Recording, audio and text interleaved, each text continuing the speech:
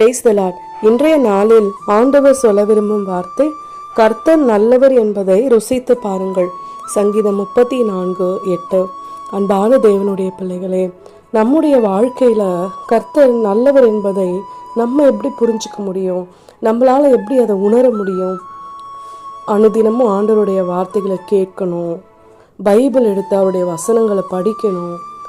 நிறைய அதிசயங்களையும் அற்புதங்களையும் ஆண்டவர் வேதத்தில் செஞ்சிருப்பாரு. அதெல்லாம் ஆராய்ந்து பார்க்கணும், அதை நிறைய பேரோட பகிர்ந்து கொள்ளணும்.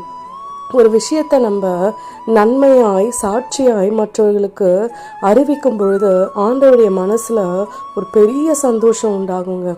நமக்காய் அவர் பட்ட காயங்கள், பாடுகள், வேதனைகள் எல்லாம் அந்த நேரத்தில் மறந்துடும்.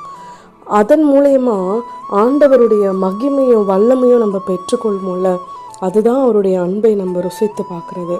அதே போல் நாம் பெற்றுக்கொண்ட நன்மைகளையும் அநேக அற்புதங்களையும் அடையாளங்களையும் நாம் மற்றவர்களோடு பகிர்ந்து கொள்ளும் பொழுதும் அந்த இடத்துல ஆண்டவருடைய நாமம் மகிமைப்படும்.